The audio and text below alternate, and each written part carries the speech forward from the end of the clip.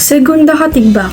She was a short woman who hailed from Lipa. Batangas was considered the puppy love of Rizal.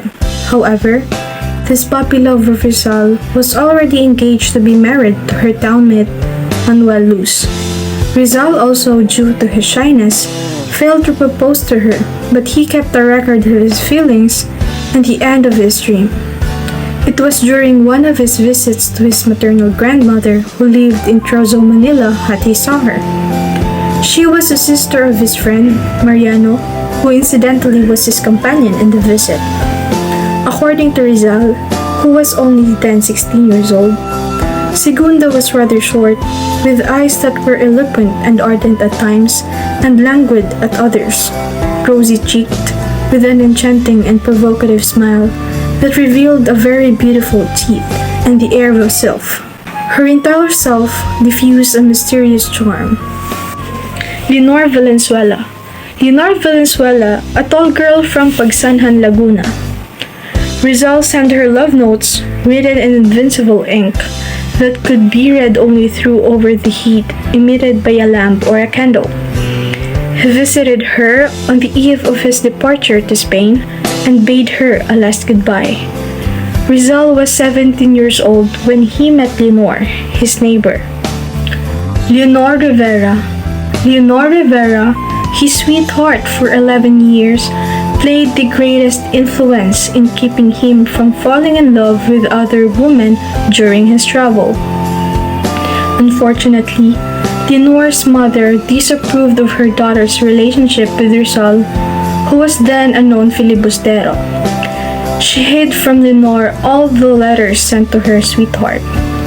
Leonor, believing that Rizal had already forgotten her, sadly consented her to marry the Englishman Henry Kipping, her mother's choice. Rizal described Leonor as tender as a budding flower with kindly wistful eyes. Consuelo Ortiga.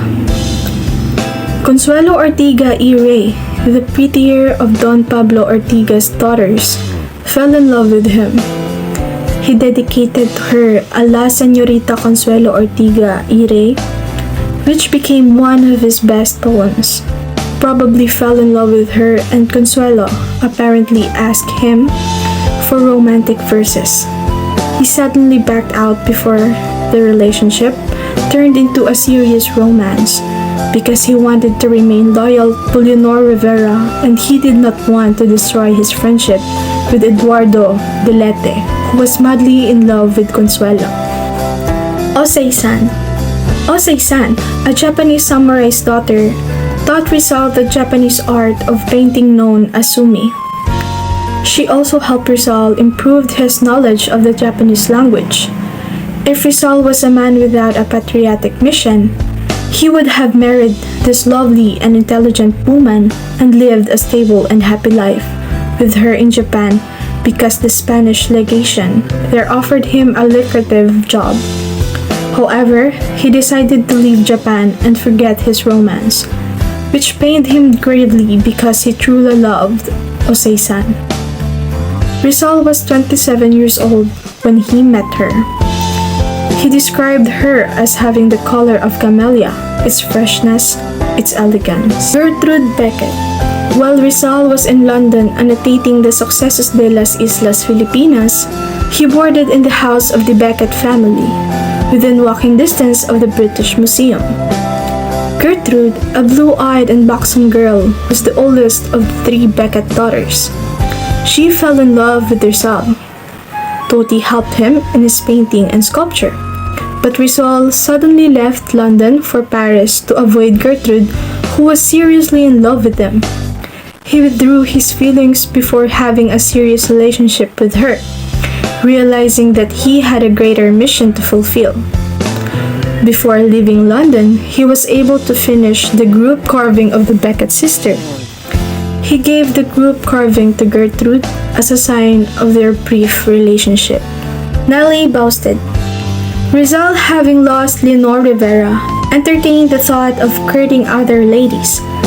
While a guest of the Bousted family at their residence in the resort of city of Biarritz, France, he had befriended the 2 pretty daughters of his host, Eduardo Bousted.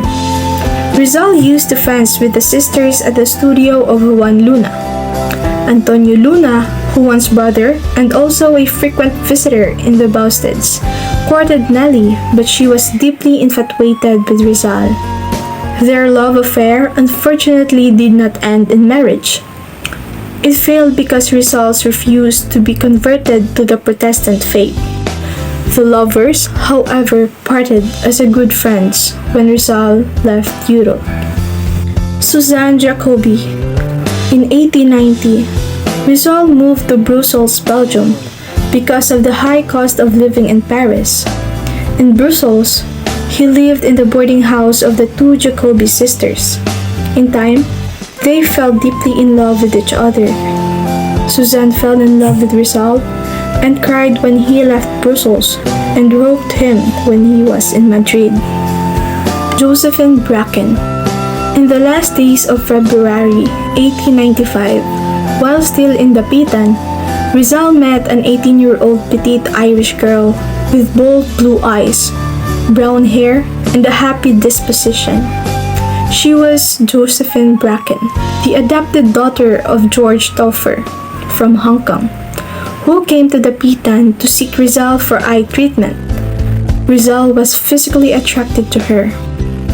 His loneliness and boredom must have taken the measure of him, and what could be better diversion than to fall in love again? Rizal asked Josephine to marry him, but she was not yet ready to make a decision due to her responsibility.